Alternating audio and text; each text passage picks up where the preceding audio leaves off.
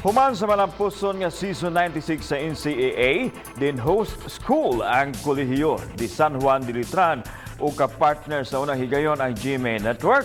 Gisugdan na sab karon ang plano alang sa mosunod nga season. Ang detalye na ning report. Ang De La Salle College of St. Benil mo na sa host sa NCAA Season 97. Pipila sa mga important goals and objective ni ini ang pagbalik sa face-to-face sporting events ug makita na nga live sa GMA Network. After the resumption of training with all the approval and analysis and safety protocols, maybe soon or coming next year, we'll see players and athletes live. Abangan niya. Season 97 will be exciting, no?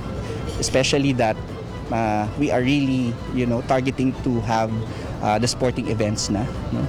Although limited lang, but all of those that the sporting fans are expecting, like basketball, volleyball, no? We're hoping to have those, games in season 97. Daghang atleta gikan sa NCAA schools ang fully vaccinated na ug nangayusab og permiso ang NCAA aron subli na silang maka-ensayo. Maong giplanuhan og maayo sa NCAA school officials ang labing luwas ug epektibong mga pamaagi aron mabalik ang live games sa mga sporting events. Himuon lamang kini kung dunay pagtugot sa policy board members sa NCAA, CHED ug sa IATF.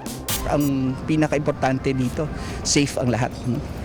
Especially we're transitioning to the new normal nga. Oo. At ang GMA naman, we always follow kung ano yung mga government policies. Bisan pa man og walay physical contact nga sports sa NCAA Season 96, napakita paghihapon sa mga student athletes ang ilang mga talento ug skills pinaagi sa online sports events sama sa taekwondo ug chess ug mga challenge-based games sa basketball ug volleyball. Na-feature sab ang mga student athletes ug ang ilang mga istorya sa paningkamot, inspirasyon ug pag-asa sa nagkadaiyang programa ug platforms sa GMA Network. Once again, NCAA has made history by becoming the first collegiate athletic league in the Philippines to safely hold a sports tournament in the time of pandemic. Keeping the spirit of sportsmanship alive during these trying times is a necessary message that promotes unity and hope. That when we all come together, we can all rise up stronger. This makes us even more proud to call GMA the home of NCAA.